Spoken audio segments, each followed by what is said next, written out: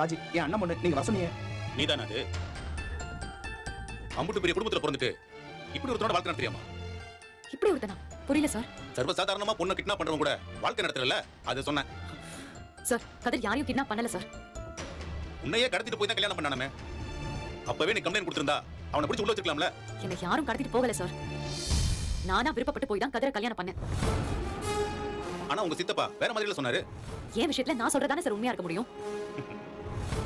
Sir, நானா விருப்பப்பட்டு தான் கதிரை கல்யாணம் பண்ணேன். என்னை யாரும் கட்டாயப்படுத்தவும் இல்ல, கடத்தவும் இல்ல. சரி, உன்னை கடத்தல. இந்த பொண்ணு அவன் தானே கடத்தினா? இந்த கடத்தல் சம்பவத்தை பத்தி உங்ககிட்ட எதுவும் சொன்னானா? கதிர் யாரையும் கடத்திருக்க மாட்டான் சார். இப்படியே மாத்தி மாத்தி சொல்லிட்டே இருங்க. மேல இடத்துல இருந்து அம்புட்டு பிரஷர் வந்துட்டு இருக்கு. இன்னும் 1 மணி நேரத்துல அந்த பொண்ணு எங்க இருக்கான்னு கண்டுபிடிக்க சொல்லிருக்காங்க. உங்க பையன் மட்டும் உண்மையை சொல்லலன்னு வைங்க, கட்டி தொங்க விட்டுரும். உண்மையால விசாரிக்க மாட்டேன். என் விசாரணை வேற மாதிரி இருக்கும். நேத்து அவன் வாங்கின அடியெல்லாம் ஒண்ணுமே இல்லங்கிற மாதிரி பண்ணிடுவோம். அடிச்சு கையெல்லாம் உடைச்சிடுவோம். சார், முதல்ல அந்த பொண்ணுக்கு என்னாச்சு ஏதாச்சுன்னு 4 இடத்துல போய் தேடுங்க சார். என் பையன் கொடுத்த வாக்குமூலத்துல உண்மையா இருக்கான்னு பாருங்க. அதை விட்டு இப்படி எப்ப பார்த்தாலும் பையன் போட்டு அடிச்சுக்கிட்டா என்ன சார் நான் இது?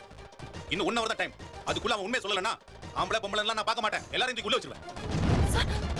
அப்ப உண்மை தானா வெளியே வரும்ல? அதுக்கு அவசியமே இல்ல. சுபா,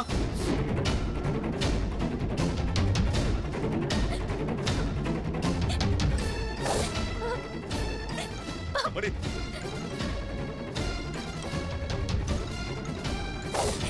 அப்பா, அழாதீங்கப்பா. நான் வந்துட்டேன். பார்க்காம நான் அப்படியே பதறி போயிட்டேன். நல்லா இருக்கேன்ப்பா. எனக்கு ஒண்ணும் இல்ல.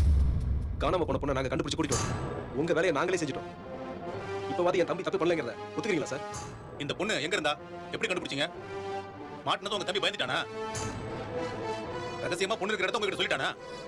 கதிர் நேத்து உங்ககிட்ட சொன்னது முழுக்க முழுக்க உண்மை. அவன் சொன்னதை நீங்க நம்பல, ஆனா நாங்க நம்பணும். அவன் சொன்னதை வச்சு விசாரிச்சு பார்த்ததுல பொண்ணு இருக்கிற இடம் எங்களுக்கு தெரிஞ்சது. கண்டுபிடிச்சு கூப்பிட்டு வந்தோம். என்ன நடந்துச்சுன்னு கொஞ்சம் புரியுற மாதிரி சொல்லுங்க. என் பொண்ணு எங்க இருந்தது? ஃப்ரெண்ட்ஸுங்க 6 பேர் சேர்ந்து மதுரைக்கு போறதுக்கு பிளான் பண்ணிருக்காங்க. ஆனா கடைசியில 2 பசங்க மட்டும் தான் இந்த பொண்ணு கூடவே வந்திருக்காங்க. போற வழியிலேயே இந்த பொண்ணு கிட்ட தப்பா நடக்க முயற்சி பண்ணிருக்காங்க. அது தெரிஞ்சதும் அந்த பசங்க கண்ணில் மண்ணை தூவிட்டு என் தம்பி தான் இந்த பொண்ணை காப்பாத்தி வீட்டுக்கு கூட்டு வந்திருக்கான். தன்னுடைய அப்பாவுக்கு தெரிஞ்ச பிரச்சனை ஆயிடுமே தான் இந்த பொண்ணு தெருமுனையிலேயே இறக்கி விட சொல்லியிருக்கு. என் தம்பியும் இறக்கி விட்டுட்டு போயிருக்கான். இதுதான் நடந்திருக்கு. அப்புறம் நடந்தது நான் சொல்றேன் சார். ஃப்ரெண்ட்ஸ், நம்ம சேனலில் நிறைய பேர் சப்ஸ்கிரைப் பண்ணாமே பார்த்துட்டு இருக்கீங்க. ஃப்ரெண்ட்ஸ், மறக்காமல் சப்ஸ்கிரைப் பண்ணிடுங்க.